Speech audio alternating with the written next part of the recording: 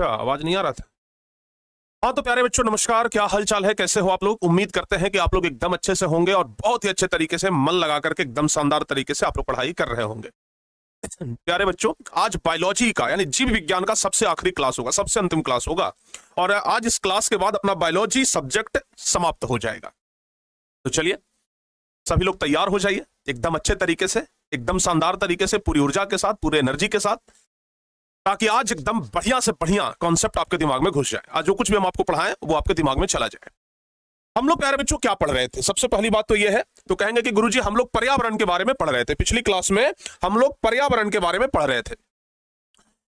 पर्यावरण के बारे में सब कुछ हम आप लोगों को पढ़ाए थे, ठीक है ना। पर्यावरण के बारे में सब कुछ हम आप लोगों को बता दिए थे कि पर्यावरण यानी कि वातावरण, वातावरण बोले तो 4 मंडल में बटा हुआ है, जल मंडल, स्थल मंडल, वायुमंडल और जीव मंडल। इसी पर्यावरण के बारे में बताए थे कि इस संसार में जितने भी सारे जीव हैं, सभी जीव एक दूसरे जीव का भोजन है, ठीक है ना। इकोसिस्टम के बारे में बताए थे। इकोसिस्टम यानी पारिस्थितिकी तंत्र। पारिस्थितिकी तंत्र को ही हम लोग अंग्रेजी में कहते हैं इकोसिस्टम। तो प्यारे बच्चे हम आप लोगों को इकोसिस्टम के बारे में पढ़ाए थे पिछली क्लास में। इकोसिस्टम क्या होता है, जैव अजैव, ये सब हम आप लोगों को पिछली क्लास में पढ़ाए थे। उसके बाद हम आप लोगों को पिछली क्लास में उत्पादक पढ़ाए थे, उपभोक्ता पढ़ाए थे और अपघटक पढ़ाए थे। उत्पादक, उपभोक्ता और अपघटक, जिसमें हम आपको प्राथमिक उपभोक्ता के बारे में, द्वितीयक उपभोक्ता के बारे में और तृतीयक उपभोक्ता के बारे में पढ़ाए थे, ठीक है ना। कि जो प्राथमिक उपभोक्ता होता है वो शुद्ध शाकाहारी होता है, वो पेड़ पौधे और उसके उत्पादों को खाता है। द्वितीयक उपभोक्ता होता है जो प्राथमिक उपभोक्ता को खाता है और तृतीयक उपभोक्ता होता है जो द्वितीयक उपभोक्ता को खाता है। ये सब कुछ हम आप लोगों को बता दिए थे, ठीक है बाबू। हाँ, ये सब कुछ हम आप लोगों को अच्छे तरीके से बताए थे, बता भी दिए थे, ठीक है ना। अब हम बात करते हैं कि भाई जैव अवयव जो है, ध्यान से सुनिएगा। अब हम बात करते हैं, पिछली क्लास में तो सब कुछ हम बता ही दिए थे, प्रथम उपभोक्ता, द्वितीय उपभोक्ता, तृतीय उपभोक्ता, ये सब तो बता ही दिए थे। अपघटन क्या है, अपघटक करता क्या है। आज हम बताएंगे आहार श्रृंखला। लगभग वही चीज है, आहार श्रृंखला, यानी कि इस दुनिया में ना खाने के लिए एक श्रृंखला बना हुआ है। आहार श्रृंखला का मतलब इस दुनिया में खाने के लिए एक श्रृंखला बना हुआ है कि भाई ये इसको खाएगा, ये इसको खाएगा, ये इसको खाएगा, ठीक है ना। इस तरीके से पूरा श्रृंखला बना हुआ है, जिसको हम लोग अंग्रेजी में फूड चेन कहते हैं, ठीक है बाबू। ध्यान से समझिएगा। आज हम लोग जिस टॉपिक के बारे में सबसे पहले बात करेंगे, यहां तक तो कल पढ़ा दिए थे। आज हम लोग जिस चीज के बारे में सबसे पहले बात करेंगे उसका नाम क्या है, उसका नाम क्या है, तो याद रखिएगा, उसका नाम है आहार श्रृंखला। आहार श्रृंखला, ठीक है ना। आहार श्रृंखला के बारे में आज हम लोग सबसे पहले बात करेंगे, जिसको हम लोग कहते हैं फूड चेन। क्या बोलते हैं बाबू, ध्यान रखिएगा, इसी को बोलते हैं फूड चेन। क्या कहते हैं, फूड चेन कहते हैं। मतलब खाना का एक चैन बना हुआ है, ये इसको खाएगा, ये इसको खाएगा। जैसे हम आपको कैसे बताए कि उत्पादक को प्राथमिक उपभोक्ता खाएगा, ठीक है ना। अलग अलग तरीके का चेन बना हुआ है। जैसे बाबू आप लोग को हम एक एग्जांपल दिखाते हैं, आप जरा इसको देखिए ध्यान से, फूड चेन कैसे बना हुआ है।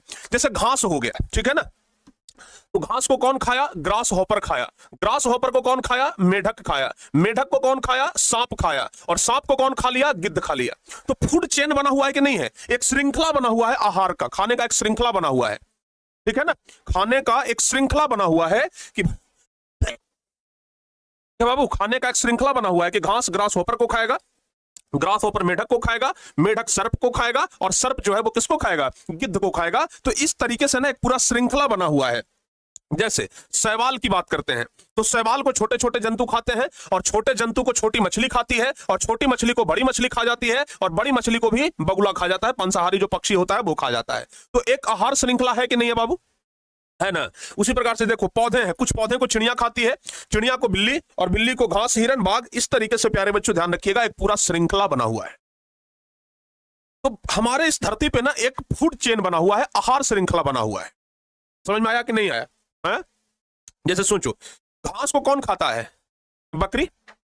बकरी घास खाती है ना, तो घास हो गया, उसको बकरी खा गई। बहुत सारे लोग बकरी को मार करके खा जाते हैं, जिसको कहते हैं कि मटन खा रहे हैं, तो वो बकरी खा गए। अब उसके बाद हम लोग भी अगर कभी बाघ के चपेट में पकड़ा गए तो बाघ हम लोग को सफाचट कर देगा, ठीक है ना।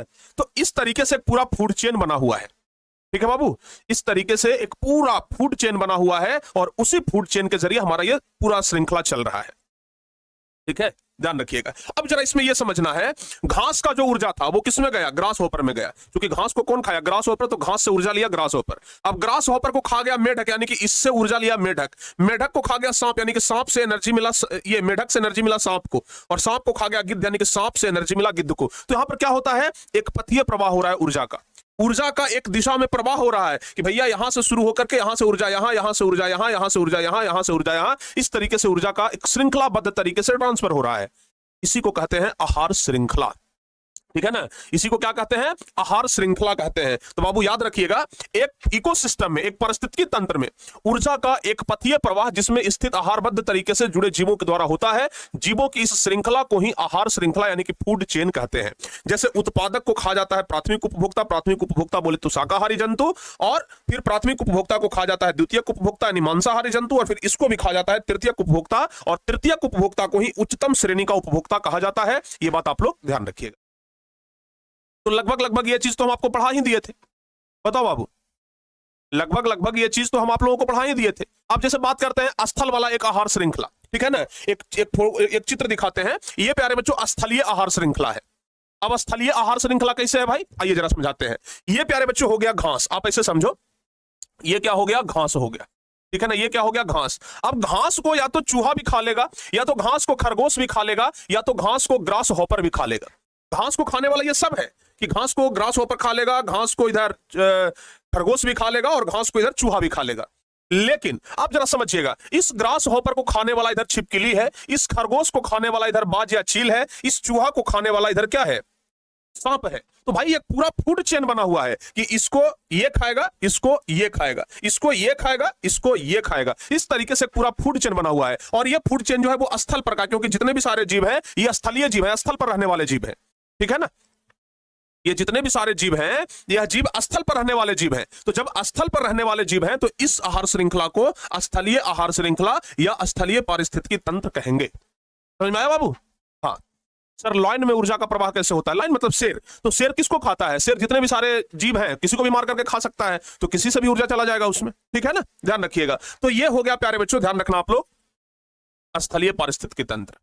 अब बात करते हैं वन पारिस्थितिकी तंत्र यानी कि जंगल में रहने वाले जीव। तो देखो बाबू, जंगली जीव की अगर बात किया जाए तो घास हो गया, ठीक है ना? अब घास को कौन खाता है? हिरन खाता है। घास को हिरन खाता है, और या तो फिर घास को हो सकता है कि गाय खा ले, भैंस खा ले, बकरी खा ले, कोई भी खा लेगा, और इसको खाने वाला इधर टाइगर है, बाघ है। तो ये वन में रहने वाला एक आहार श्रृंखला है कि नहीं है? बताइए, ये वन में रहने वाला एक आहार श्रृंखला है कि नहीं है? है। तो भाई वन में रहने वाला आहार श्रृंखला है, तो इसको कहेंगे हम लोग वन पारिस्थितिकी तंत्र या वन आहार श्रृंखला।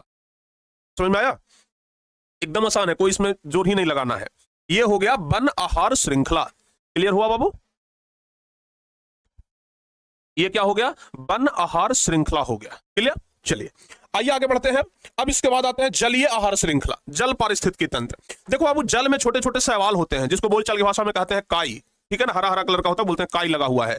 तो उस शैवाल को कौन खा लेता है? छोटे छोटे जो कीट होते हैं उस शैवाल को खाता है। छोटे छोटे कीट जो होता है उस शैवाल को खाता है, और छोटे छोटे कीट को मछली खा जाता है, मछली को हम लोग खा जाते हैं, ठीक है ना? तो भैया देख लो, इधर जल पारिस्थितिकी तंत्र जो है ये इस तरीके से हो गया। शैवाल हो गया, इसको ऐसे कर सकते हैं, शैवाल हो गया। शैवाल को कौन खाता है? छोटे कीट खाता है, ठीक है ना? शैवाल को कौन खा जाएगा? छोटे कीट जो है वो खा जाएगा। और छोटे कीट को कौन खाएगा? छोटी मछली, ठीक है ना? छोटी मछली। और छोटी मछली को कौन खाएगा? बड़ी मछली खाएगा, बड़ी मछली खाएगा, ठीक है ना? तो इस तरीके से पूरा आहार श्रृंखला बना हुआ है। समझ में आया? इस तरीके से पूरा आहार श्रृंखला बना हुआ है। तो ये प्यारे बच्चों ध्यान रखना, अगर आपसे पूछेगा कि वन पारिस्थितिकी, ये मतलब स्थलीय पारिस्थितिकी तंत्र का एग्जांपल दीजिए, तो आप बता सकते हैं घास, खरगोश, बाज, या घास, ग्रास हॉपर, छिपकली। और छिपकली को भी कौन खा जाता है? बाज खा जाता है। ध्यान रखिएगा। तो इस तरीके से प्यारे बच्चे आपको ध्यान रखना है। अगर जंगल में ये जंगली मतलब वन पारिस्थितिकी तंत्र के बारे में पूछेगा तो वन पारिस्थितिकी तंत्र का एग्जाम्पल दे दीजिएगा। अगर आपसे पूछेगा कि ये जल पारिस्थितिकी तंत्र के बारे में तो जल पारिस्थितिकी तंत्र का एग्जाम्पल दे दीजिएगा। तो बताओ बाबू, अगर आपसे वन का या जंगल का किसी का भी पारिस्थितिकी तंत्र पूछे तो क्या आपसे नहीं बन जाएगा? बताओ बाबू। इसी को कहते हैं आहार जाल। क्लियर? इसी को क्या कहते हैं? आहार जाल कहा जाता है। बताओ बाबू, यहां तक क्लियर हो गया? इसी को कहते हैं आहार जाल। क्लियर हो गया बाबू? आहार जाल इसी को कहा जाता है।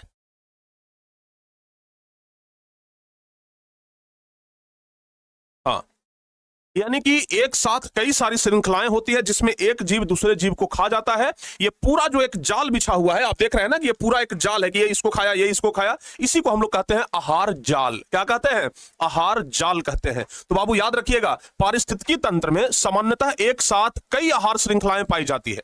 पारिस्थितिकी तंत्र में सामान्यतः एक साथ कई आहार श्रृंखलाएं पाई जाती है। यह आहार श्रृंखला हमेशा सीधी ना होकर एक दूसरे से आड़े तिरछे जुड़ करके एक जाल सा बनाती है। आहार श्रृंखला के इस जाल को ही आहार जाल कहते हैं, फूड चेन कहते हैं। ठीक है, यानी कि फिर से एक बार देख लीजिए, इकोसिस्टम में, पारिस्थितिकी तंत्र में एक साथ कई आहार श्रृंखला पाई जाती है। ये इसको खाया, ये इसको खाया, तो एक बार में कई सारे आहार श्रृंखला है। और यह सीधी ना होकर के एक दूसरे से तिरछा, जैसे ये मतलब हो सकता है घास को खरगोश खा ले, हो सकता है घास को ग्रास होपर खा ले, हो सकता है ये घास को चूहा खा ले। तो एक साथ सीधा ना होकर के ये कई तरीके से जुड़ा होता है और इस चेन को ही हम लोग फूड चेन यानी कि आहार जाल कहते हैं। ठीक है बाबू? हाँ, परीक्षा में सवाल आता है कि घास के मैदान वाले पारिस्थितिकी तंत्र में 5 आहार श्रृंखला क्या है। जैसे इस प्रकार का सवाल आ जाए कि घास के मैदान वाले पारिस्थितिकी तंत्र में निम्नलिखित 5 आहार श्रृंखला बताइए। तो भाई देखो, पौधा को ग्रास होपर खाया, ग्रास होपर को बाज खा गया। पौधा को ग्रास होपर खाया, ग्रास होपर को गिरगिट खाया या छिपकली और उसको बाज खा गया। पौधा को खरगोश खाया, खरगोश को बाज खा गया। पौधा को चूहा खाया, चूहा को सांप खाया, सांप को बाज खा गया। पौधा को चूहा खाया, चूहा को डायरेक्ट बाज खा गया। तो इस तरीके से अलग तरीके से आहार श्रृंखला पूरा बना हुआ है और इसी आहार श्रृंखला से ये पूरा दुनिया चल रहा है। ठीक है ना? और यहां पर एक जीव दूसरे जीव से क्या प्राप्त कर रहा है? पोषण प्राप्त कर रहा है।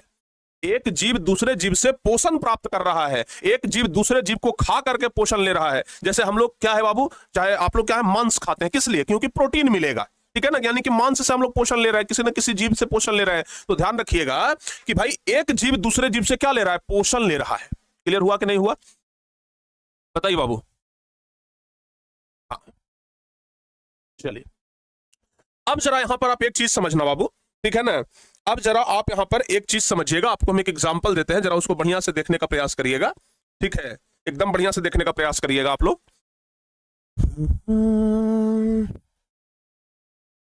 चलिए पोषी स्तर समझाते हैं, कितना पोषण लेता है पोषी स्तर। अगर हम बात करें बाबू पोषी स्तर का, किसका बात करें? पोषी स्तर का। तो जैसे समझिए, ये हो गया बाबू घास। ठीक है ना? अब घास को कौन खाता है? ग्रास हॉपर खाता है। चलिए ठीक है, घास को खा लिया ग्रास हॉपर। ग्रास हॉपर को कौन खा लिया? मेढक खा लिया, मेढक। ठीक है, मेढक को कौन खाया? सांप खाया। मेढक को कौन खाया? सांप खाया। और सांप को भी कोई खा सकता है, चिल गिद्ध बाज कुछ, मतलब कुछ भी खा सकता है। अब जरा आप यहां पर एक चीज समझना बाबू, सबसे पहला जो पोषण मिल रहा है वो कहां से मिल रहा है? ये ग्रास हॉपर को पोषण कहां से मिल रहा है? घास से मिल रहा है। ग्रास हॉपर को पोषण कहां से मिल रहा है? घास से मिल रहा है। तो ये जो घास हो जाएगा ना, ये जो घास हो जाएगा, ये कहलाएगा पहला पोषी स्तर। क्या कहलाएगा? पहला पोषी स्तर कहलाएगा। घास जो है वो पहला पोषी स्तर कहलाएगा। ये जो ग्रास हॉपर है, ये ग्रास हॉपर क्या कहलाएगा? ग्रास हॉपर कहला जाएगा दूसरा पोषी स्तर, क्योंकि ग्रास हॉपर से मेढक को पोषण मिल रहा है। तो ग्रास हॉपर क्या कहलाएगा? ग्रास हॉपर कहलाएगा दूसरा पोषी स्तर, दूसरा पोषी स्तर कहलाएगा। ठीक है ना? ये मेढक हो गया। मेढक क्या कहलाएगा? मेढक कहलाएगा तीसरा पोषी स्तर, तीसरा पोषी स्तर कहलाएगा। मेढक क्या कहलाएगा? तीसरा पोषी स्तर कहलाएगा। समझ में आया कि नहीं आया बाबू? और अगर सांप की बात करें तो सांप क्या कहलाएगा? सांप कहलाएगा चतुर्थ पोषी स्तर, चतुर्थ पोषी स्तर। हम पोषी स्तर की बात कर रहे हैं बाबू, ध्यान से सुनिएगा। हम किसका बात कर रहे हैं? पोषी स्तर का बात कर रहे हैं। अगर प्यारे बच्चे आप एक बात ध्यान से समझिएगा,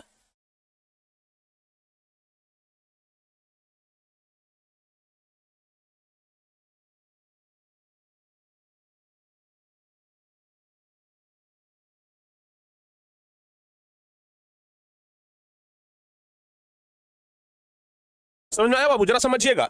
अब चूंकि यहां पर घास हो गया पहला पोषी स्तर। अच्छा, अभी कुछ देर पहले हम लोग पढ़े थे कि घास जो होता है या उत्पादक होता है। घास या पेड़ पौधे क्या होते हैं? उत्पादक होते हैं। ये क्या हो जाएगा? ये हमारा पहला उपभोक्ता था। क्या हो गया बाबू? पहला उपभोक्ता। ये हमारा पहला उपभोक्ता था। ठीक है ना? ये मेढक क्या हो जाता बाबू? मेढक हो जाता दूसरा उपभोक्ता। क्या हो जाता? दूसरा उपभोक्ता। ध्यान रखिएगा, ये दूसरा उपभोक्ता हो जाता। और ये सांप क्या हो जाता? सांप हो जाता तीसरा उपभोक्ता, तीसरा उपभोक्ता। तो अब जरा यहां पर आप ये चीज समझ लीजिए कि जो उत्पादक है वो पहला पोषी स्तर कहलाता है, क्योंकि सबसे पहले पोषण कहां से मिलता है? उत्पादक से ही मिलता है। सबसे पहले जो पोषण मिलता है वो कहां से मिलता है, बताओ बाबू जल्दी से। तो सबसे पहले पोषण मिल रहा है उत्पादक से, तो उत्पादक कहलाएगा पहला पोषी स्तर। पहला उपभोक्ता कहलाएगा दूसरा पोषी स्तर। पोषी स्तर अलग है और उपभोक्ता अलग है, समझिएगा। तो जो प्राथमिक, ठीक है ना, क्या हो रहा है?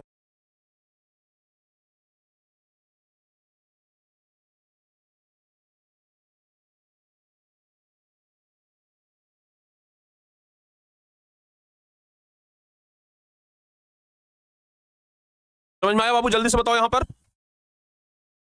हाँ, देखिए इधर, तो जो घास है वो उत्पादक है, और उत्पादक क्या कहलाएगा, पहला पोषी स्तर कहलाएगा। उत्पादक क्या कहलाएगा, पहला पोषी स्तर। ग्रास हॉपर क्या कहलाएगा, दूसरा पोषी स्तर, क्योंकि ये पहला उपभोक्ता है, ये दूसरा पोषी स्तर। मेढक क्या कहलाएगा, तीसरा। मतलब आप ये समझिए पोषी स्तर सबसे पहले से ही शुरू हो जाता है, उपभोक्ता जो है वो दूसरा नंबर से शुरू होता है। अगर इसको पहला नंबर माना जाए, इसको दूसरा, इसको तीसरा, इसको चौथा, तो भाई घास उत्पादक हो गया। उसके बाद पहला उपभोक्ता, दूसरा उपभोक्ता और तीसरा उपभोक्ता आता है। जबकि अगर पोषी स्तर का बात किया जाए तो एकदम शुरू से ही पोषण मिलना शुरू हो जाता है। तो ये पहला पोषी स्तर, दूसरा पोषी स्तर, तीसरा पोषी स्तर, ये चौथा पोषी स्तर। कुछ इस तरीके से पोषी स्तर का बंटवारा होता है। समझ में आया बाबू, बताओ जल्दी से, समझ में आ गया। हाँ, तो आहार श्रृंखला में कई सारे पोषी स्तर होते हैं, ठीक है ना, जिससे कि ऊर्जा का स्थानांतरण होता है। घास से ऊर्जा गया ग्रास हॉपर में, ग्रास हॉपर से ऊर्जा गया मेढक में, और मेढक से ऊर्जा गया सांप में। तो बउआ अलग अलग तरीके से क्या होता है, पोषी स्तर होता है। तो यह बात आप लोग अच्छे तरीके से ध्यान रखिएगा, क्लियर ना। तो अगर पोषी स्तर के बारे में बात किया जाए तो याद रखिएगा, आहार श्रृंखला में कई पोषी स्तर होते हैं। आहार श्रृंखला में कई पोषी स्तर होते हैं तथा हर स्तर पर भोजन का स्थानांतरण होता है। हर एक स्तर पर भोजन का स्थानांतरण होता है, और आहार श्रृंखला के इन्हीं स्तरों को पोषी स्तर कहा जाता है। बाबू अभी हम आपको बताएं, उत्पादक जो होता है वो प्रथम पोषी स्तर कहलाता है। जैसे हरे पेड़ पौधे, ये प्रथम पोषी स्तर। शाकाहारी जंतु यानी कि जो प्राथमिक उपभोक्ता है वो दूसरा पोषी स्तर कहलाता है। प्राथमिक उपभोक्ता दूसरा पोषी स्तर कहलाएगा। उसके बाद जो मांसाहारी जंतु है यानी कि जो द्वितीयक उपभोक्ता है वह तीसरा पोषी स्तर कहलाएगा, ध्यान रखिएगा। और जो तृतीयक उपभोक्ता है, जो दूसरा उपभोक्ता है वो क्या कहलाएगा, तृतीय पोषी स्तर। लेकिन जो तृतीय उपभोक्ता है वो चतुर्थ पोषी स्तर कहलाएगा। यह बात आप लोग ध्यान रखिएगा। यानी किसी भी पारिस्थितिकी तंत्र में 4 पोषी स्तर होते हैं। किसी भी पारिस्थितिकी तंत्र में कितने पोषी स्तर हो सकते हैं, 4 पोषी स्तर हो सकते हैं, बात ध्यान रखिएगा। समझ में आ गया कि नहीं आ गया। यानी कि प्यारे बच्चों अगर आप सिर्फ ये वाला ग्राफ याद रखें, ये वाला चीज याद रखें, आपका पोषी स्तर और उपभोक्ता एकदम कंफ्यूजन दूर हो जाएगा। घास चूंकि सबसे पहले यहां तक पोषण मिलना शुरू हो रहा है, तो ये प्राथमिक पोषी स्तर, ये दूसरा पोषी स्तर, ये तीसरा पोषी स्तर, और ये क्या कहलाएगा, चतुर्थ पोषी स्तर कहलाएगा। बाकी अगर उपभोक्ता की बात करें तो ये उत्पादक कहलाएगा, ये उपभोक्ता कहलाएगा, ये दूसरा उपभोक्ता, ये तीसरा उपभोक्ता, लास्ट में जाकर के अपघटन करता आता है। तो इस तरीके से प्यारे बच्चों ये पूरा कॉन्सेप्ट आपका क्लियर होना चाहिए। एक बार जल्दी से बताइए तो कॉन्सेप्ट क्लियर है आपका? हाँ, जल्दी से बताइए, जल्दी से बताओ बाबू, क्लियर है। चलिए अब एक चीज और यहां पर ध्यान रखिएगा, ऊर्जा का जो स्थानांतरण होता है वो सिर्फ 10% ही होता है।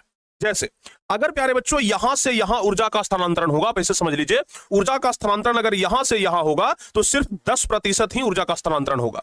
फिर यहां से यहां अगर ऊर्जा का स्थानांतरण होगा तो 10% ही ऊर्जा का स्थानांतरण होगा। यहां से यहां ऊर्जा का स्थानांतरण होगा तो सिर्फ 10% ही ऊर्जा का स्थानांतरण होगा। नहीं, समझ में नहीं आया? आइए हम आपको समझाते हैं। हम सबसे पहले बात करते हैं बाबू घास का, ठीक है ना। मान लेते हैं, हम ऐसा मान लेते हैं कि घास के पास 10,000 किलो कैलोरी ऊर्जा है। घास के पास कितना ऊर्जा है भाई, हम मान के चलते हैं 10,000 किलो कैलोरी, ठीक है ना। 10,000 किलो कैलोरी घास के पास है, 10,000 किलो कैलोरी ऊर्जा, ठीक है ना। घास के पास मान लिया जाए कि 10,000 किलो कैलोरी ऊर्जा है, ठीक है ना। घास के पास 10,000 किलो कैलोरी ऊर्जा है। अब घास को कौन खाएगा, घास को खा लेगा भाई ग्रास हॉपर। घास को कौन खाएगा, ग्रास हॉपर खाएगा, ठीक है ना। अब बताओ, अभी जस्ट हम आपको बताए हैं कि ऊर्जा का स्थानांतरण कितना परसेंट होता है, सिर्फ 10%। 90% ऊर्जा यही खत्म हो जाएगा, सिर्फ 10% ही ऊर्जा यहां पर जाएगा। यानी कि अगर यहां पर 10,000 किलो कैलोरी था तो यहां पर आते आते प्यारे बच्चे ऊर्जा जो बच जाएगा वो सिर्फ बचेगा 1,000 किलो कैलोरी, ठीक है ना। 1,000 किलो और कैलोरी का सीएल लिख देते हैं, 1,000 किलो कैलोरी मात्र ऊर्जा बचेगा। समझ में आया कि नहीं आया? तो आप समझ रहे हैं ना, यानी कि यहां से यहां का जो ऊर्जा का प्रवाह हुआ सिर्फ प्यारे बच्चों 10% हुआ। यहां पर 100%, मतलब यहां पर 100% था, 100%, 10,000 किलो कैलोरी। लेकिन जब ये पहला पोषी स्तर दूसरा पोषी स्तर के पास गया तो सिर्फ ऊर्जा का स्थानांतरण कितना हुआ, 10%। ये परीक्षा में आता है कि एक पोषी स्तर से दूसरे पोषी स्तर में ऊर्जा का स्थानांतरण कितना होता है, तो सिर्फ 10% ही होता है। ऊर्जा कैलोरी में ही मापा जाता है भाई। कैलोरी क्या होता है सर? ऊर्जा को कैलोरी में ही मापते हैं। आप लोग खाना खाते हैं, एक रोटी खाते हैं, तो आप देखिएगा एक रोटी में 100 किलो कैलोरी ऊर्जा होगा, इस तरीके से कैलोरी होता है, ठीक है ना। तो देखिए घास को खाया ग्रास हॉपर, तो भाई घास को जब ग्रास हॉपर खाया तो ग्रास हॉपर के पास सिर्फ 10% ऊर्जा ही पहुंचा। अब ग्रास हॉपर को भी कौन खा जाएगा? मेढक। ग्रास हॉपर को कौन खा जाएगा? मेढक खा जाएगा। तो भाई अगर मेढक खा गया ग्रास हॉपर को, तो मेढक के पास कितना कैलोरी ऊर्जा पहुंचेगा? आप लोग बताइए तो। इसका 10%, ठीक है ना। तो मेढक के पास कितना कैलोरी ऊर्जा पहुंचेगा बाबू? इसका 10%। तो भाई अब इसका 10% नहीं, इसका 10% यहां पहुंचेगा, तो भाई मेढक के पास कितना कैलोरी ऊर्जा पहुंचेगा? सिर्फ 100 किलो कैलोरी ऊर्जा पहुंचेगा। कितना? सिर्फ 100 किलो कैलोरी ऊर्जा पहुंचेगा, सिर्फ 100 किलो कैलोरी। समझ में आया कि नहीं आया? अब मेढक के पास सिर्फ पहुंचा कितना? 100 किलो कैलोरी। अब मेढक को भी कौन खा जाएगा? मेढक को भी खा जाएगा सांप। सांप खा जाएगा। तो बाबू अब हमें यह बताओ, सांप के पास कितना कैलोरी ऊर्जा पहुंचेगा? सांप के पास कितना? तो भाई इसका 10% यहां पहुंचेगा, तो यहां पर कितना था? 100 किलो कैलोरी। तो सांप के पास आते आते सिर्फ 10 किलो कैलोरी ऊर्जा ही बच जाएगा, ठीक है ना। तो अब आप यहां पर यह समझिए, उत्पादक के पास सबसे ज्यादा कैलोरी ऊर्जा है, ठीक है ना। उत्पादक के पास सबसे ज्यादा कैलोरी ऊर्जा है। उत्पादक से जब प्राथमिक उपभोक्ता में आया तो सिर्फ 10% ऊर्जा आया, ठीक है ना। प्राथमिक उपभोक्ता में कितना प्रतिशत ऊर्जा आया? सिर्फ 10%। और प्राथमिक उपभोक्ता के बाद बाबू ध्यान रखिएगा, द्वितीयक उपभोक्ता। क्या याद रखिएगा? द्वितीयक उपभोक्ता। द्वितीयक उपभोक्ता के पास आया कितना कैलोरी ऊर्जा? सिर्फ 10%। और फिर ये आ गया तृतीयक उपभोक्ता। क्या आ गया? तृतीयक उपभोक्ता। तो तृतीयक उपभोक्ता के पास कितना आया? सिर्फ 10%। तो इस तरीके से प्यारे बच्चों ध्यान रखिएगा, ऊर्जा का प्रवाह होता है, ठीक है ना। तो ऊर्जा का जो प्रवाह होता है वो कुछ इसी तरीके से होता है। ऊर्जा का प्रवाह, ठीक है, ऊर्जा का प्रवाह कुछ इसी तरीके से होता है। क्लियर? समझ में आया? सांप के साथ अन्याय हो रहा है? नहीं भाई, प्रकृति का ये नियम है, अन्याय नहीं हो रहा है। अब कहिएगा कि सर हमारे शरीर में पैर ही एकमात्र जो है वो चलता है, बाकी हाथ से बड़ा रेस्ट करता है, पैर के साथ अन्याय हो रहा है। अन्याय नहीं हो रहा है, प्रकृति का वो ऐसा बनावट है, ठीक है ना। हाँ, ध्यान रखिएगा। तो बाबू एक चीज आप लोग अच्छे तरीके से याद रखना, इस तरीके से ऊर्जा का क्या होता है? प्रवाह होता है। क्लियर हुआ बाबू? समझ में आया? जल्दी से बताइए हाँ चाहे ना। सारे बच्चों का कॉन्सेप्ट क्लियर हुआ? जल्दी से बताओ बाबू। तो ऊर्जा का प्रवाह सिर्फ 10% ही होता है, यह बात आप लोग ध्यान रखिएगा। क्लियर? हाँ, तो आहार श्रृंखला में क्या होता है कि प्रत्येक पोषी स्तर पर कुल ऊर्जा का 10% ऊर्जा का ही हस्तांतरण अगले पोषी स्तर तक होता है। 10% ऊर्जा ही अगले पोषी स्तर तक पहुंचता है, बाकी 90% ऊर्जा जो है वो इधर ही खर्च हो जाता है, ठीक है ना। ध्यान रखिएगा। तो इसको प्यारे बच्चे आप लोग बहुत अच्छे तरीके से समझ गए होंगे। अब हम लोगों को पढ़ना है इसका अगला टॉपिक, मानव और पर्यावरण के बारे में, ठीक है ना। पर्यावरण को गंदा करना हम लोगों का कार्य है। पर्यावरण अपने से तो गंदा होता नहीं है, मानव ही पर्यावरण को गंदा कर रहा है कि नहीं कर रहा है बाबू? मानव ही पर्यावरण को गंदा कर रहा है ना। जल्दी से बताइए तो, इस पूरे पर्यावरण को गंदा कौन कर रहा है? मानव ही कर रहा है। हम लोग कुछ भी होता है, घर का कचरा फचड़ा होता है, ऐसे ही बाहर रोड पे फेंक देते हैं। केला खाए, छिलका रोड पे फेंक दिए, जो घर का कचरा सामान है उसको बाहर कर दिए, घर से बाहर ऐसे ही फेंक दिए, जबकि ऐसा नहीं होना चाहिए, जबकि ऐसा नहीं होना चाहिए। तो प्रतिदिन हम अपने घर में जो अनावश्यक पदार्थ है उसको जहां तहां फेंक देते हैं, और उन अनावश्यक पदार्थ को हम लोग अपशिष्ट कहते हैं या वेस्ट कहते हैं या कचरा कहते हैं, जो कुछ भी कह लीजिए। तो हम प्रतिदिन ढेर सारा कचरा इस पर्यावरण में फैलाते हैं, ठीक है ना, जबकि हमें ऐसा नहीं करनी चाहिए, क्योंकि पर्यावरण की रक्षा की जिम्मेदारी हमारे ऊपर है। लेकिन चलो भाई कचरा फेंक भी देते हैं। कचरा कितने प्रकार का होता है आपको पता है? कचरा 2 प्रकार का होता है। कौन कौन? एक होता है जैव निम्नीकरणीय कचरा और दूसरा होता है ये जैव अनिम्नीकरणीय कचरा, ठीक है ना। एक होता है जैव निम्नीकरणीय और दूसरा होता है जैव अनिम्नीकरणीय। अब होता क्या इसका मतलब? देखो बाबू, एक कचरा तो ऐसा होता है जो कुछ दिन के बाद सड़ गल के खत्म हो जाता है। जैसे आप ऐसा मान लो, एक कागज का टुकड़ा है, अगर हम एक कागज के टुकड़ा को बाहर में फेंक देंगे, ठीक है ना, एक कागज के टुकड़ा को बाहर में फेंक देंगे, वो कागज का टुकड़ा गल जाएगा, सड़ जाएगा और कुछ ही दिनों में वो खत्म हो जाएगा, पता भी नहीं चलेगा कि आप कागज का टुकड़ा कहीं फेंके थे। लेकिन एक जगह कागज की जगह हम पॉलिथीन फेंक दें, कागज की जगह अगर हम पॉलिथीन फेंक दिए, अब आप हमें यह बताइए, क्या पॉलिथीन सड़ेगा? क्या पॉलिथीन गलेगा? ना तो पॉलिथीन सड़ेगा, ना तो पॉलिथीन गलेगा, कुछ नहीं होगा, ठीक है ना। तो प्यारे बच्चों एक बात आप लोग समझिएगा, जो कागज का टुकड़ा है वो कहलाएगा जैव निम्नीकरणीय कचरा, जो कुछ दिन के बाद गल गया, ठीक है ना, तो जैव निम्नीकरणीय। और जो पॉलिथीन हो गया, जो कभी खत्म ही नहीं होगा, कितनों साल आप उसको छोड़ दीजिए वो पॉलिथीन वैसी को वैसी पड़ल रहेगा, उसको कहेंगे जैव अनिम्नीकरणीय कचरा। क्या कहेंगे? जैव अनिम्नीकरणीय कचरा, ठीक है ना। तो इसको आप लोग बहुत अच्छे तरीके से समझिएगा, आपको हम समझाते हैं, ठीक है बाबू, बहुत अच्छे तरीके से समझिएगा। देखो बाबू, कह रहा है कि प्रतिदिन, प्रत्येक दिन क्या करते हैं, अपने कार्यकलापों से उत्पन्न अनावश्यक पदार्थ को हम जहां तहां फेंक देते हैं। हमारा जो काम का चीज नहीं होता है हम उसको फेंक देते हैं, उस पदार्थ को ही अपशिष्ट कहते हैं, वेस्ट कहते हैं या कचरा कहते हैं। अब कचरा को दो समूह में बांटा गया, कौन कौन? अभी आपको जस्ट बताए हैं, जैव निम्नीकरणीय कचरा और जैव अनिम्नीकरणीय कचरा। जैव निम्नीकरणीय कचरा क्या है? जिन्हें जैविक अपघटन के द्वारा पुनः उपयोग में आने वाले पदार्थ में बदल दिया जाता है। तो ऐसा कचरा जिसका उपयोग हम दोबारा कर सकते हैं, ठीक है ना, उसे जैव निम्नीकरणीय कचरा कहते हैं। जैसे बाबू, जंतुओं का मल मूत्र भी अपशिष्ट है, लेकिन उसका उपयोग हम लोग दोबारा कर लेते हैं। जैसे जंतुओं का मल मूत्र है, उसका हम क्या बना लेते हैं? उपला बना लेते हैं, इसको गोईठा कहते हैं, और दोबारा से हम उसका उपयोग कर लेते हैं। कागज हो गया, कागज को गला करके हम फिर से कोई वस्तु बना लेते हैं। तो कई ऐसे चीज हैं जिसका उपयोग हम दोबारा कर लेते हैं, और जिसका उपयोग हम दोबारा कर लिए उसको कहते हैं जैव निम्नीकरणीय कचरा, ठीक है ना, ध्यान रखिएगा। उसको क्या कहेंगे? जैव निम्नीकरणीय कचरा। जैसे जंतुओं का मलमूत्र, कृषि द्वारा उत्पन्न कोई अपशिष्ट है, कागज है, कपास से निर्मित जो कपड़ा, इसका उपयोग हम लोग दोबारा कर लेते हैं। लेकिन अजैव, बार बार जैव का उल्टा अजैव याद आ जाता है। जबकि जैव अनिम्नीकरणीय क्या है भाई? कि प्रदूषण के ऐसे कारक जिसका जैविक अपघटन हो ही नहीं पाता है और जो हमेशा अपने स्वरूप को बनाए रखता है। जैसे अभी आपको बताया ना कि पॉलीथीन को हम फेंक देंगे ना, जस के तस, चाहे 100 साल के बाद भी देखिएगा जस के तस मिलेगा। शीशा को हम ऐसे फेंक दीजिए रोड पे, शीशा देखिएगा कभी नहीं गलेगा ना सड़ेगा, शीशा जस के तस पड़ा हुआ रहेगा। एल्युमिनियम हो गया, प्लास्टिक हो गया, ठीक है ना, आर्सेनिक हो गया, ये सब ना गलता है ना सड़ता है, सब दिन वैसे को वैसे पड़ा रहता है, ठीक है ना। आप पॉलीथीन को कितना पानी में रख दीजिए, ना वो गलेगा ना सड़ेगा, उसका कुछ नहीं होगा, ठीक है। तो भाई जो चीज सड़ गल गया वो कहलाएगा जैव निम्नीकरणीय कचरा, जो चीज सड़ गल गया वो कहलाएगा जैव निम्नीकरणीय, और जो न सड़ा न गला उसको कहेंगे जैव अनिम्नीकरणीय, ठीक है।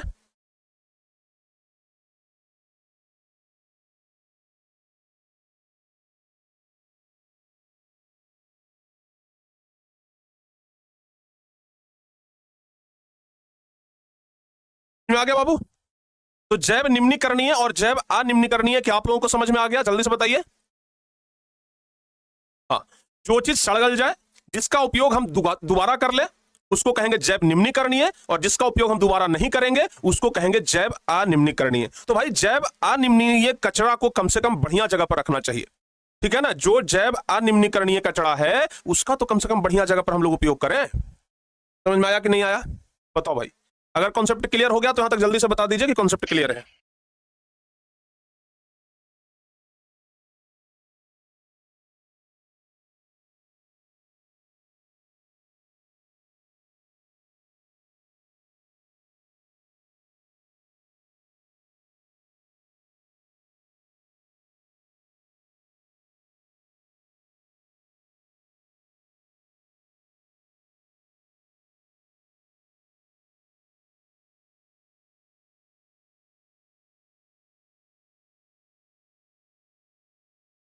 बताओ बाबू, क्लियर हो गया? सारे बच्चों का क्लियर है? तो कचरा को हमको, हमारा भाई परम कर्तव्य है कि हम कचरा इधर उधर न फेंकें, कचरा हम इधर उधर न फेंकें, कचरा को एकदम सही जगह पर रखें, ठीक है ना। कचरा को एकदम सही जगह पर रखें ताकि उसका समुचित निपटारा हो, कचरा से कोई गंदगी ना फैले। जैसे आप लोग बड़े बड़े शहरों में देखते होंगे, अलग अलग जगह पर देखे होंगे कि इस प्रकार का 2 डिब्बा रखा हुआ रहता है। देखें आप लोग, कचरा को फेंकने के लिए इस प्रकार का 2 डिब्बा रखा हुआ रहता है, जिसमें कि आप कचरा फेंकें, ठीक है ना। एक में गीला कचरा, एक में सूखा कचरा। फेंकने के लिए सरकार की तरफ से यह भी दिया जाता है कि भाई आप इसमें कचरा फेंकें। कचरा को ऐसे आप रोड पे इधर उधर फेंक देते हैं, इससे बढ़िया है कि आप कचरा को इसमें फेंकें, गाड़ी आएगा इस कचरा को लेकर के चला जाएगा, बढ़िया जगह पे कचरा को रख देगा जहां से कोई प्रदूषण न फैले, ठीक है ना। तो प्यारे बच्चों, हमेशा इस कचरा को, आपके घर में जो भी कचरा है उसको सही तरीके से रखना चाहिए। बहुत सारे लोग क्या करते हैं, घर में देखिएगा कचरा हो गया ना ढेर सारा, उसको पॉलीथीन में पैक करेगा, आप पॉलीथीन में पैक करके जाओ घर से बाहर फेंक दिया, कचरा को पॉलीथीन में पैक किया और पॉलीथीन में पैक करके फेंक दिया। पहली बात तो ये कि वो पॉलीथीन कभी ना सड़ेगा ना गलेगा, और उस पॉलीथीन के अंदर जो रखा हुआ कचरा है वो ऐसे ही सड़ेगा, उसमें ये कीड़े मकोड़े लग जाएंगे, उसी पॉलीथीन के अंदर में रह जाएगा, और वो ऊपर से पॉलीथीन एकदम उसको सिक्योरिटी दे रहा है, ठीक है ना। तो एक बात हमेशा ध्यान रखना बाबू कि हमेशा जो पॉलीथीन है उसमें कचरा तो फेंकना नहीं चाहिए, और अगर पॉलीथीन में कचरा फेंकते हैं तो फिर इसमें ला करके फेंकिए, ठीक है ना। हाँ, ऐसे ही घर के बाहर मत फेंक दीजिए, बहुत सारे लोग ऐसा करते हैं। कई सारे लोगों को तो हम ये देखते हैं कि अपना घर को तो वो एकदम चमका करके रखेंगे, घर में घुसिए तो उनका पूरा दीवार एकदम शीशे की तरह झलक रहा है, लेकिन वही व्यक्ति जब ट्रेन पे जाएगा तो ट्रेन को सबसे ज्यादा गंदा करेगा, वही व्यक्ति जब पब्लिक जगह पे जाएगा तो पब्लिक को सबसे ज्यादा गंदा करेगा। तो यानी कि घर को तो एकदम स्वच्छ रख रहा है लोग, घर को तो इतना साफ रख रहा है कि पूछिए ही मत, लेकिन वही आदमी जब बाहर जा रहा है तो उसको लग रहा है कि हमारी संपत्ति नहीं है, सड़क पे जा रहा है, सड़क गंदा कर रहा है, जहां तहां खा के फेंक दे रहा है। भाई ऐसा करने से क्या मतलब, देश आपका है, देश पे सड़क आपका है, संसाधन आपका है, और आप समझ रहे हैं कि सिर्फ घर हमारा है, बाकी सब दूसरे का है, बाकी सबको आप गंदा कर रहे हैं। ठीक है ना। देखिए सरकार कचरा निकलवाने के लिए कितना बढ़िया से एकदम गाना निकाला, गाना ये गाड़ी निकाला, अनेक तरह का चीज। गाना सुनते होंगे शहरों में जो रहते हैं ना, गाना एक गाना बजता है, गाड़ी वाला आया घर से कचरा निकाल, देखते हैं बजता है कि नहीं बजता है, गाड़ी वाला आया घर से कचरा निकाल। अच्छा, मोदी जी एक बड़ा पहल किए थे इस पर, मोदी जी बहुत बड़ा पहल किए थे। क्या पहल किए थे? देखिए अब जो हमारे घर में कचरा वाला आता था, हम लोग क्या कहते थे, कचरा वाला आया, ये मतलब कचरा वाला आया है उसको कचरा दे दो, कहते थे कि नहीं कहते थे? हमारे घर में अगर कचरा उठाने के लिए आता था तो बोलते थे कचरा वाला आया है उसको कचरा दे दो। भैया कचरा वाला तो हम लोग हैं, कचरा फैलाने वाले, वो तो सफाई वाला है। ठीक है ना, वो तो सफाई वाला है, वो सफाई वाला आया है ना कि कचरा वाला आया है। कचरा वाला तो हम लोग हैं, कचरा हम लोग के पास से ले जाएगा, कचरा हम फैलाए हैं और हम कह रहे हैं उसको कचरा वाला आया है। अरे वो तो सफाई वाला है। तो मोदी जी इस पर एक बात बोले थे कि उसको कचरा वाला मत बोलिए, उसको सफाई वाला बोलिए, कचरा वाला तो हम लोग हैं। ठीक है ना, उल्टा हम लोग बोल देते हैं कचरा वाला आया है उसको कचरा दे दो। नहीं भाई, सफाई वाला आया है उसको सफाई दे दो, मतलब सफाई वाला आया है उसको कचरा दे दो। ठीक है ना, ये होना चाहिए था ना। हम लोग उल्टा बोल देते हैं, कचरा वाला आया है, अरे वो तो सफाई वाला है, कचरा वाला तो हम लोग हैं। ठीक है ना, ये तरीका होता है प्यारे बच्चों, ध्यान रखिएगा। तो हमेशा कचरे को यहां डालना चाहिए, क्लियर, याद रहेगा। हाँ, दूसरी बात ये, कचरा में बहुत सारा सामान ऐसा होता है जिसको लोग जला देते हैं, जैसे पॉलिथीन को बहुत सारे लोग जला देते हैं। आजकल तो पत्तल वो जो आया है ना, वो जो उजला कलर का पत्तल, कहीं पे जाते हैं खाने के लिए तो उजला का पत्तल आपको मिलता है खाने के लिए, खक्सा जैसा पत्तल जो होता है ना, उसको क्या बोलते हैं, किस चीज का पत्तल, थर्मोकोल का पत्तल जो मिलता है। बहुत सारे लोग बहुत सारी जगह पे हम देखे हैं कि घर में अगर भोज है, खाना पीना है, उस भोज के बाद उस पत्तल को आग लगा देते हैं, लोग जला देते हैं। पता है सबसे ज्यादा खतरनाक गैस उसको जलाने पे निकलता है, पॉलीथीन को जलाइएगा, उस थर्मोकोल को जलाइएगा, सबसे ज्यादा खतरनाक गैस निकलता है। समझ में आया कि नहीं आया? सबसे ज्यादा खतरनाक गैस उससे निकलता है जिससे ओजोन परत हमारा क्षय होता है, ओजोन परत एकदम बर्बाद हो जाता है। तो बउआ एक बात ध्यान रखिएगा, ओजोन परत, जैसे ये हमारा नीचे पृथ्वी है, ये हमारा पृथ्वी है, पृथ्वी के बाद अगर 10 किलोमीटर से ऊपर जाएंगे, पृथ्वी के ऊपर अगर चले जाए 10 किलोमीटर के बाद, ध्यान से सुनिएगा, ऐसे तो किताब में 15 किलोमीटर लिखा रहता है, लेकिन 10 किलोमीटर मान लीजिए, 15 किलोमीटर भी मान लीजिए, तो पृथ्वी के बाद अगर ऊपर 10 किलोमीटर जाएंगे, 10 किलोमीटर से ऊपर 50 किलोमीटर तक का जो सतह है, जरा समझिए ध्यान से, ये प्यारे बच्चों हमारा पृथ्वी हो गया, पृथ्वी से ऊपर यहां से यहां तक हो गया 10 किलोमीटर, और यहां से यहां तक हो गया 50 किलोमीटर। तो भाई 50 किलोमीटर, 10 किलोमीटर से लेकर के 50 किलोमीटर तक का जो दूरी है उसको हम लोग स्ट्रेटोस्फीयर यानी कि ओजोन परत कहते हैं। और ये ओजोन परत जो है, ये ओजोन परत जो है वो हमारी पृथ्वी को सुरक्षा देता है कई सारी चीजों से, सूर्य से निकलने वाली पराबैंगनी किरणों से बचाता है। और हम जब यहां पर कचरा जलाते हैं, पॉलीथीन जलाते हैं, थर्मोकोल जलाते हैं, तो यहां का जो धुआं है वो सीधे निकल करके ऊपर जाता है। ठीक है ना, ये धुआं निकल के कहां गया? ओजोन परत में आया। और जब यही धुआं ओजोन परत में जाता है तो ओजोन परत को धीरे धीरे नष्ट करता है। ये जो 40 किलोमीटर मोटा लेयर है, ये अब धीरे धीरे पतला होते जा रहा है। ठीक है ना, ये 40 किलोमीटर का जो मोटा लेयर था ओजोन परत का, ये अब धीरे धीरे पतला होते जाता है। कहीं कहीं पर तो इतना पतला हो गया है कि इसमें छिद्र हो गया है, कहीं कहीं पर तो इतना पतला हो गया है कि इसमें छिद्र हो गया है। तो इसलिए कभी भी थर्मोकोल को और प्लास्टिक ये सब को नहीं जलाना चाहिए, ये बात ध्यान रखें आप लोग। कभी भी थर्मोकोल, प्लास्टिक ये सब नहीं जलाना चाहिए, नहीं तो उससे निकलने वाली जो विषाक्त गैस है वो हमारे ओजोन परत को नष्ट कराते, मतलब क्षय करा देता है। ठीक है ना, और सूर्य से निकलने वाली जो हानिकारक पराबैंगनी किरणें हैं उसको बचाता है। अगर डायरेक्ट पराबैंगनी किरण नीचे आ जाए, अगर पराबैंगनी किरण को ओजोन न रोके तो हम लोगों को कैंसर हो जाएगा, त्वचा कैंसर हो जाएगा, मोतियाबिंद हो जाएगा, अनेक प्रकार के रोग हो जाएंगे। ठीक है ना, तो इसलिए हमेशा ओजोन परत को बचाना चाहिए। ओजोन परत को बचाने की जिम्मेदारी हम लोग के ऊपर है। कौन सा गैस निकलता है सर? क्लोरोफ्लोरोकार्बन निकलता है। जब आप पॉलीथीन जलाइएगा, पॉलीथीन के बाद अगर आप क्या बोलते हैं, थर्मोकोल जलाइएगा, उससे क्लोरोफ्लोरोकार्बन निकलता है, और यह क्लोरोफ्लोरोकार्बन ओजोन परत को नष्ट कर देता है। समझ में आया कि नहीं आया? तो हमेशा ओजोन परत को क्षय होने से बचाना चाहिए। तो याद रखना बाबू, ओजोन परत ऑक्सीजन के 3 परमाणु। ओजोन परत का जो सूत्र होता है वो होता है O3, ध्यान रखिएगा। O3 को ही हम लोग ओजोन कहते हैं, O2 को हम लोग ऑक्सीजन कहते हैं और O3 को ओजोन कहते हैं। तो O3 का एक स्तर वायुमंडल में 15 किलोमीटर से लेकर के लगभग 50 किलोमीटर ऊंचाई वाला क्षेत्र के बीच पाया जाता है, जो पृथ्वी पर रहने वाले जीवधारियों के लिए अत्यंत महत्वपूर्ण है। ये अभी आपके किताब में तो 15 किलोमीटर से 50 किलोमीटर दिया, याद रखिएगा 10 से 50 या 15 से 50 बोलेंगे सही हो जाएगा। यह सूर्य के प्रकाश में उपस्थित हानिकारक परावैंगनी किरणों का अवशोषण कर लेता है, जो मनुष्य में क्या होता है, त्वचा कैंसर, मोतियाबिंद और अनेक प्रकार के रोगों से बचाता है। अगर वो परावैंगनी किरणें डायरेक्ट पृथ्वी पर आ जाएगा, थोड़ा बहुत तो परावैंगनी किरणों को सांप जो है वो रोक लेता है। पृथ्वी पर जो सांप है ना, वो थोड़ा बहुत परावैंगनी किरणों को रोक लेता है। अगर सांप न रहे ना तो परावैंगनी किरणें और भी खतरनाक हो जाएगा। तो इसलिए सांप को हमेशा मारना नहीं चाहिए, ठीक है ना। सांप हमें थोड़ा बहुत हानिकारक परावैंगनी किरणों से क्या करता है, बचा लेता है। ये बात ध्यान रखिएगा, ठीक है। हाँ चलिए, तो सबसे ज्यादा ओजोन परत जो है वो फ्लोरोकार्बन, क्लोरोफ्लोरोकार्बन, ध्यान रखिएगा, इन सब चीजों से नष्ट होता है। जो झागदार शेविंग क्रीम है, हम लोग जिस क्रीम को लगा करके दाढ़ी बनवाते हैं ना, जिस क्रीम को लगा करके दाढ़ी बनवाते हैं, उस क्रीम से भी ओजोन परत नष्ट होता है।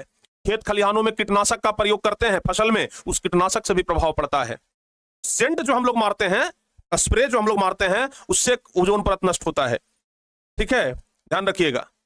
और क्लोरोफ्लोरोकार्बन गैस के कारण ही सबसे ज्यादा नुकसान होता है। घर में जो फ्रिज चलता है, एयर कंडीशन, घर में जो फ्रिज चलता है, फ्रिज इसमें पानी रखते हैं, ठंडा हो जाता है।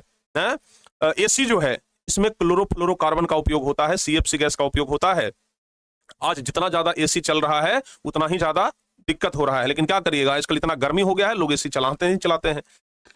फ्रिज तो हर एक घर में रहता है, ठीक है ना। अच्छा, इससे भी ज्यादा जेट इंजन, जो हवाई जहाज का इंजन है, उससे जो धुआं निकलता है, हवाई जहाज का जो इंजन है उससे जो धुआं निकलता है, वह धुआं सीधे ओजोन परत को प्रभावित करता है। अब क्या, तो लोग हवाई जहाज चलाना बंद कर दिया है? हवाई जहाज चलाना बंद कर दिया? नहीं ना। अग्निशामक यंत्र, अग्निशामक जो उपकरण है, उसमें इसका प्रयोग किया जाता है। और ध्यान रखिएगा बाबू, हम एक रिपोर्ट के अनुसार ऐसा माना गया 1980 ईस्वी के बाद लगातार इसमें गिरावट आया है, यानी कि ओजोन परत 1980 ईस्वी के बाद लगातार नष्ट होते जा रहा है। ये अंटार्कटिका जो है, अंटार्कटिका के ऊपर ओजोन परत सबसे ज्यादा पतला हो गया, उसमें छिद्र जैसा हो गया है अंटार्कटिका के ऊपर।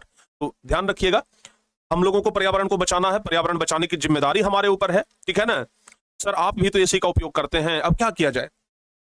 ग्लोबल वार्मिंग भी एक तरफ बढ़ रहा है, ग्लोबल वार्मिंग एक तरफ बढ़ रहा है। अब मजबूरी है भाई, मजबूरी है। इसके लिए सरकार को कुछ रोक लगाना चाहिए, ठीक है ना। सरकार अगर इसको रोक दे तो फिर आराम से रुक जाएगा। रुकेगा कि नहीं रुकेगा बाबू?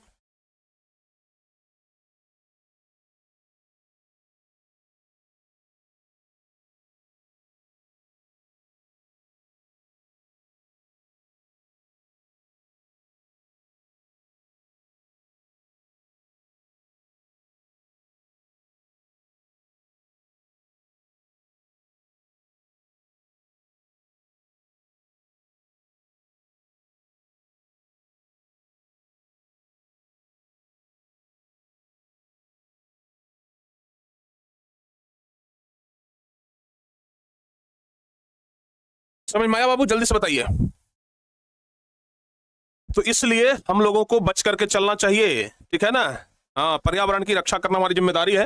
इसका एकमात्र उपाय है जितना ज्यादा हो सके पेड़ पौधा लगाइए। ठीक है, एसी चला रहे हैं अच्छी बात है, लेकिन पेड़ पौधा भी तो लगा सकते हैं ना, है? पेड़ पौधा तो लगा देंगे तो उससे कंट्रोल हो जाएगा। तो पेड़ पौधा लगाइए, पेड़ पौधा लगाने में कोई कमी मत करिए, कोई कंजूसी मत करिए। जितना ज्यादा से ज्यादा हो सके पेड़ पौधा लगाने का पूरा प्रयास करिए, ठीक है। तब जाकर के हम अपनी पृथ्वी को बचा सकते हैं। बताओ बाबू, यहां तक सारे बच्चों का अगर क्लियर हो गया, कंप्लीट हो गया है तो एक बार बता दीजिए। और यहीं पर आकर के आपका ये चैप्टर क्या हो जाता है, पूर्ण रूप से समाप्त हो जाता है, ठीक है ना।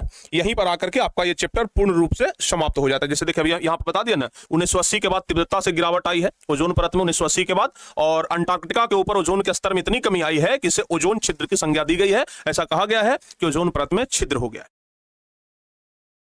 समझ में आया बाबू? तो ये आप लोगों को चैप्टर अब समाप्त हो गया। हमारे पर्यावरण के बारे में पढ़ना था, छोटा सा चैप्टर था, ओजोन परत ये सब के बारे में। तो ग्लोबल वार्मिंग क्या है सर? देखो बाबू, पृथ्वी जो है वो दिनों दिन गर्म होते जा रहा है। देखते हैं ना, आजकल गर्मी के दिन में लगभग 50 डिग्री सेल्सियस चला जाता है टेम्परेचर। पृथ्वी जो है वो इतना गर्म हो गया है कि गर्मी के दिन में टेम्परेचर 50 डिग्री चला जाता है। भाई ये जो पृथ्वी का जो वातावरण है वो इतना गर्म हो गया है, इसी को ग्लोबल वार्मिंग कहते हैं। पृथ्वी का वातावरण इतना गर्म हो गया है, किसी को क्या कहते हैं, ग्लोबल वार्मिंग कहा जाता है। इसी को ग्लोबल वार्मिंग कहा जाता है, ध्यान रखिएगा। क्लियर हो गया बाबू?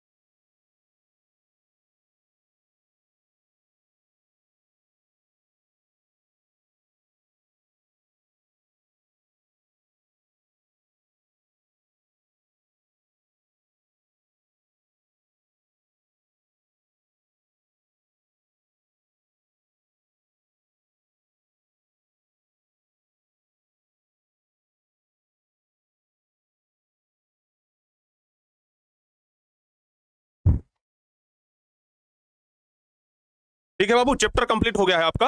अब हम लोग आते हैं ऑब्जेक्टिव क्वेश्चन की तरफ। ठीक है ना, ये चैप्टर इंपॉर्टेंट है। हाँ इंपॉर्टेंट है, आपको तुम शुरुआत में बोल दिए थे कि ऑब्जेक्टिव टाइप क्वेश्चन यहां से बनते हैं और लघु तरीय क्वेश्चन भी यहां से बनेंगे। ठीक है ना, लघु तरीय भी बनेंगे, ऑब्जेक्टिव टाइप क्वेश्चन भी यहां से बनेंगे। चलिए, तो अब प्यारे बच्चों हम लोग इसका क्या करते हैं, ऑब्जेक्टिव क्वेश्चन एक बार देख लेते हैं जरा अच्छे तरीके। अरे भाई साहब, ऑब्जेक्टिव क्वेश्चन में से तो हटाने का ध्यान नहीं रहा, सब में लगा हुआ है आंसर पहले से। ठीक है ना, ऑब्जेक्टिव क्वेश्चन में तो पहले से आंसर लगा हुआ है। क्या कह रहा है, कौन जैव अनिम्नीकरणीय पदार्थ है, तो डीडीटी। उसी प्रकार से ओजोन परत पाई जाती है, ओजोन परत तो स्ट्रेटोस्फीयर में पाया जाता है। कौन एक जलीय आहार श्रृंखला है, तो सवाल जलीय कीट। ये सब आंसर सब लगा हुआ है।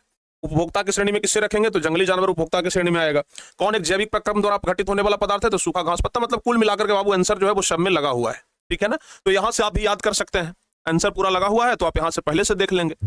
चलिए, बहुत अच्छी बात है। ठीक है ना, आप लोगों को आंसर पहले मिल गया, आंसर के साथ मिल गया। तो फाइनली प्यारे बच्चों, यहां पर आपका ये जो चैप्टर है, ध्यान से सुन लेना बाबू। फाइनली टोटल 59 क्वेश्चन है, तो 59 क्वेश्चन जो है इसको देख लीजिएगा। और फाइनली प्यारे बच्चों, यहां पर बायोलॉजी का अगर बात किया जाए तो बायोलॉजी का फुल सिलेबस, बायोलॉजी का फुल सिलेबस प्यारे बच्चों क्या हो गया, समाप्त हो गया। चलिए, आज प्यारे बच्चों एक बार फिर से बायोलॉजी का पूरा सिलेबस समाप्त। तो अब आपका लगभग सिलेबस खत्म हो गया है। अब केमिस्ट्री का सिर्फ एक चैप्टर और बचा है, जहां से 2-4 नंबर का क्वेश्चन परीक्षा में आ जाता है। तो प्यारे बच्चों, आज फिर से आज एक बहुत बेहतरीन खुशी मिल रही है कि भाई आज फिर से बायोलॉजी खत्म कर दिया हम लोग, सिलेबस हम लोग समाप्त कर दिए। ठीक है ना, अब प्यारे बच्चों कुछ बचा नहीं है। अब कल से हम केमिस्ट्री में लग जाएंगे। केमिस्ट्री का जो एक चैप्टर बचा है उसको भी धीरे धीरे करके हम लोग खत्म कर देंगे और फिर हमारा सिलेबस पूरा खत्म हो जाएगा। ठीक है ना, बताओ भाई, आज खुशी मिल रहा है कि नहीं मिल रहा है कि हमारा बायोलॉजी खत्म हो गया? बताइए तो। खुशी मिल रहा है कि हमारा बायोलॉजी खत्म हो गया, बायोलॉजी समाप्त हो गया। बड़ा प्रसन्नता होता है जब सिलेबस खत्म होता है। तो प्यारे बच्चों, अब हम लोगों का सिलेबस जो है वो एकदम खत्म होने के कगार पे पहुंच गया है। ठीक है ना, बायोलॉजी एकदम समाप्त होने की कगार पे अब पहुंच गया। बायोलॉजी तो खत्म हो गया है, केमिस्ट्री भी अब समाप्त होने के कगार पे पहुंच गया है। तो चलिए, आज तो हम बायोलॉजी का सिलेबस भी समाप्त कर दिए। ठीक है, अब प्यारे बच्चों मिलते हैं आपसे हम 1 बजे वाली क्लास में, जिसमें हम आज ये बायोलॉजी का क्रैश कोर्स करवाएंगे। तो मिलते हैं 1 बजे वाली क्लास में। आप लोग तैयार रहिएगा अच्छे तरीके से। ठीक है ना, हाँ, तो मिलते हैं 1 बजे। तब तक के लिए जय हिंद, धन्यवाद।